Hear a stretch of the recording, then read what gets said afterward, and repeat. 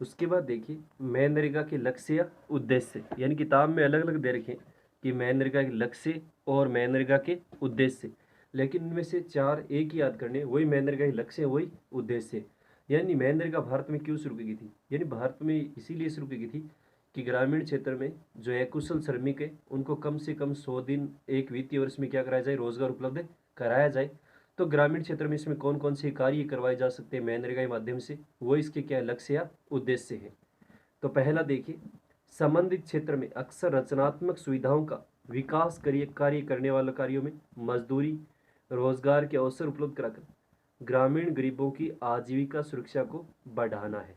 यानी जिस भी क्षेत्र में सामान्यतः जो भी इस मनरेगा या महात्मा गांधी राष्ट्रीय रोजगार गारंटी अधिनियम में कार्य किए जाते, तो रचनात्मक सुविधाओं का विकास करने वाले, यानी किसी रचनात्मक कोई इस प्रकार के कार्य किए जाते हैं जिसमें मजदूरी भी लोगों को मिलेगी, रोजगार के अवसर भी उनको उपलब्ध होंगे, और गरीब जो ग्रामीण क्षेत्र में लोग रहते हैं उनकी आजीविका, आजीविका मतलब अपनी जो जीविका है आजीविका चलाने में उनको क्या मिलेगी, सुरक्षा मिलेगी।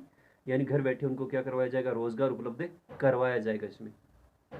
दूसरा देखें, संबंधित क्षेत्र के प्राकृतिक संसाधनों को पुनः बढ़ावा देना, यानी जो भी संबंधित क्षेत्र है उसके जो भी प्राकृतिक संसाधन है, प्राकृतिक संसाधन जैसे जोहड़, तालाब, खड़ीन, उनका जीर्णोद्धार करना और उनको दोबारा से क्या करना, निर्माण करना, उन पर ध्यान देना। जैसे कोई मिट्टी का खुदाई कार्य हो रहा है, कोई बंजर भूमि है उसमें पेड़ वगैरह लगाए जा रहे हैं, या फिर कोई इस प्रकार का व्यर्थ भूमि है उसको कृषि योग्य बनाया जा रहा है, या जल संरक्षण वगैरह किया जा रहा है, तो उसमें ये कार्य की जाती है।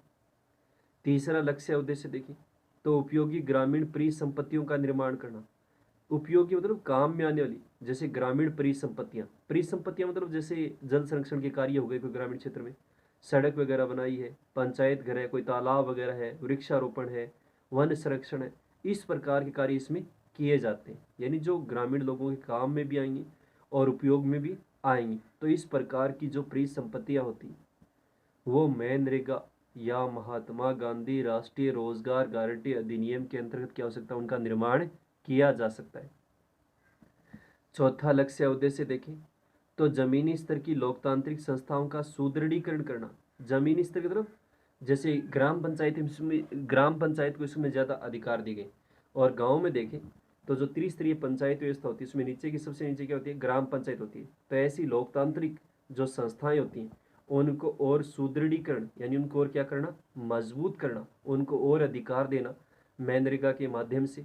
उनके जो पैसा आएगा, जो वो कार्य करवा सकती है अपने ग्राम पंचायत क्षेत्र में, तो उनको और क्या मिलेगी, मजबूती मिलेगी या सुदृढ़ता प्रदान की जाएगी। तो ये है मनरेगा के लक्ष्य या उद्देश्य।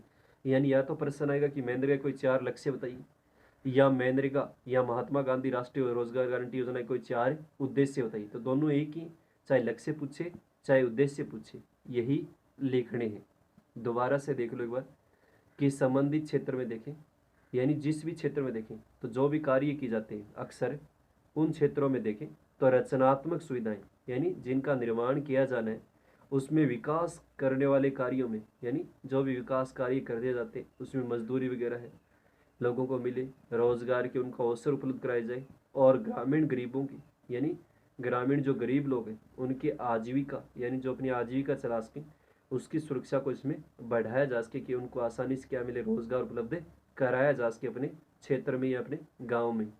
दूसरा देखें, संबंधित क्षेत्र के प्राकृतिक संसाधनों को पुनः बढ़ावा देना, यानी जिस क्षेत्र में जो भी प्राकृतिक संसाधन है, जैसे वृक्ष लगा रहे हैं या जल का संरक्षण कर रहे हैं, तालाब वगैरह बना रहे हैं, मिट्टी का कोई कटाव वगैरह का रोक रहे हैं, संरक्षण वगैरह कर रहे हैं, तो इस प्रकार कार्य करना इसमें। तीसरा, उपयोगी ग्रामीण परिसंपत्तियों का निर्माण करना, यानी जो भी काम में आने वाली उपयोगी ग्रामीण परिसंपत्ति है, परिसंपत्ति मतलब गाँव में देखें तो जैसे वाटर शेड प्रोग्राम है, जल संरक्षण कार्य है, सड़क वगैरह है, पंचायत घर का निर्माण है, तालाब वगैरह का निर्माण करना है, वन संरक्षण करना है, वृक्षारोपण करना है, तो इस प्रकार कार्य इसमें किए जा सकते हैं।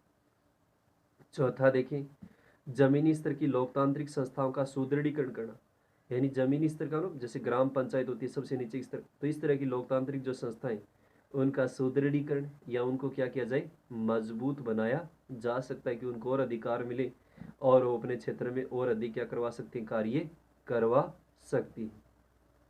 उसके बाद देखिए मनरेगा के तहत वर्तमान में मुख्य पहलू या विशेषताएं, यानी वर्तमान में मनरेगा में कौन कौन सी बातें शामिल की गई और कौन कौन सी विशेषताएं शामिल की गई। यानी कई बार प्रश्न आता है कि मनरेगा या महात्मा गांधी राष्ट्रीय रोजगार गारंटी योजना के मुख्य पहलू या इसकी विशेषताएं लिखिए। तो पहला देखिए, योजना की गतिविधियों की मात्रा को विस्तारित किया जाए ताकि इन्हें और सार्थक बनाया जा सके। यानी योजना में जो भी गतिविधियां, जो भी कार्य किए जा रहे, उनकी मात्रा को और बढ़ाया जाए और उनका विस्तार किया जाए ताकि इन्हें सार्थक बनाया जा सके, यानी इनको और उपयोगी बनाया जा सके, इनका कोई अर्थ निकले, ताकि इनको और अधिक क्या बनाया जा सकता है, महत्वपूर्ण बनाया जा सकता है। दूसरा देखिए, मजदूरी के भुगतान में विलंब में कमी लाने के लिए इलेक्ट्रॉनिक विधि प्रबंधन प्रणाली लागू की गई है। यानी जो मजदूरी होती उसका भुगतान हो रहा है, उसमें विलंब तो जो देरी हो रही है उसमें कमी लाने के लिए इलेक्ट्रॉनिक विधि प्रबंधन, यानी इलेक्ट्रॉनिक विधि से देखें तो ऐसी प्रणाली लागू की गई है कि इसमें कार्य में क्या ना हो, देरी नहीं हो, भुगतान करने में जो मजदूरी है वो क्या मिले, इनमें समय पर मिले। तीसरा देखें, अधिसूचित सूखा प्रभावित ब्लॉकों में प्रत्येक परिवार 100 दिन का अधिक क्या मिले, रोजगार मिले। अधिसूचित का मतलब ऐसे चिन्हित क्षेत्र किए गए इसमें जहाँ बार बार सूखा पड़ता है, ऐसे क्षेत्र है, तो प्रत्येक परिवार को 100 दिन का अतिरिक्त रोजगार दिया जाए। नहीं 100 दिन का तो मिलता ही कितनी वर्ष में, लेकिन इन क्षेत्रों में 100 दिन का और उनको क्या करवाया जाए, रोजगार उपलब्ध करवाया जाए।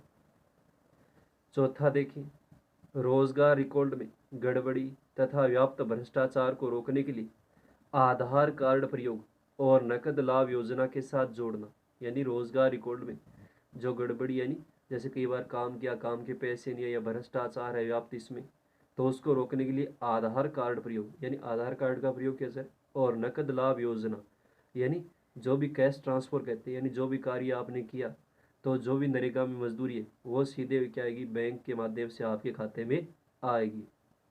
पांचवा देखिए, पूर्ण संस्था अभियान के साथ मनरेगा को जोड़ना। यानी जो पूर्ण संस्था अभियान चल रहा है उसको भी मनरेगा के साथ जोड़ा जाए, कि पूरी संस्था है उसका भी ध्यान रखा जाए महात्मा गांधी राष्ट्रीय रोजगार गारंटी योजना में।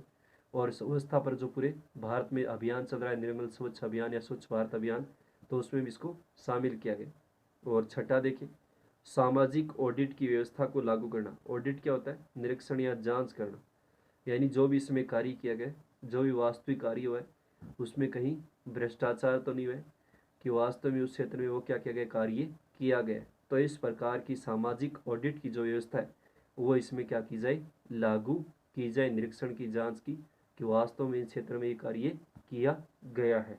तो ये है मनरेगा के मुख्य लक्ष्य या उद्देश्य, मनरेगा के मुख्य पहलू या विशेषताएं। यानी कई बार आता है कि महात्मा गांधी राष्ट्रीय रोजगार गारंटी योजना के मुख्य पहलू या फिर क्या लिखिए, विशेषताएं लिखी। तो इनमें 4-5 विशेषताएं मुख्य मुख्य याद करनी। योजना की गतिविधि के विस्तार किया जाए ताकि इनका और सार्थक या इनको उपयोगी बनाया जा सके। मजदूरी के भुगतान विलंब में कमी लाने के लिए, यानी जो मजदूरी होती है तो उसमें जो भुगतान किया जाता है, विलंब मतलब जो देरी हो रही है उसमें कमी लाने के लिए इलेक्ट्रॉनिक विधि प्रबंधन, यानी इलेक्ट्रॉनिक विधि से ये प्रबंधन प्रणाली लागू की जाए। अधिसूचित सूखा प्रभावित क्षेत्रों में, यानी अधिसूचित जो सूखे क्षेत्र हैं, ब्लॉक है, उनमें 100 दिन से अधिक का क्या मिले, इनको रोजगार दिया जाए। चौथा देखें, रोजगार रिकॉर्ड में गड़बड़ी और व्याप्त भ्रष्टाचार को रोकने के लिए, यानी जो भी रोजगार है उसमें रिकॉर्ड में गड़बड़ी है, भ्रष्टाचार हो रहा है, उसको रोकने के लिए आधार कार्ड का प्रयोग और नकद लाभ योजना के साथ इसको जोड़ा जाए। पूर्ण संस्था अभियान के साथ भी इसको जोड़ा गया कि मनरेगा में महात्मा राष्ट्रीय रोजगार गारंटी योजना में पूर्ण संस्था को भी इसमें शामिल किया जाए। और अंतिम इसका पहलू विशेषता क्या है, सामाजिक ऑडिट की व्यवस्था को लागू करना, यानी सामाजिक जो अंकेक्षण कह सकते हैं या निरीक्षण कह सकते हैं, जो भी कार्य किए गए तो वे व्यवस्था भी इसमें लागू की जाए। तो इसी के साथ अपना मनरेगा का पूरा होता है। तो यह प्रश्न आएगा, मनरेगा पर टिप्पणी लिखिए या मनरेगा लक्ष्य या उद्देश्य बताइए, या फिर मनरेगा के मुख्य वर्तमान में पहलू या विशेषता, या फिर महात्मा गांधी राष्ट्रीय रोजगार गारंटी योजना के मुख्य प्रावधान या नियम क्या क्या है। तो ये मनरेगा में याद करना है, महात्मा गांधी राष्ट्रीय रोजगार गारंटी अधिनियम में।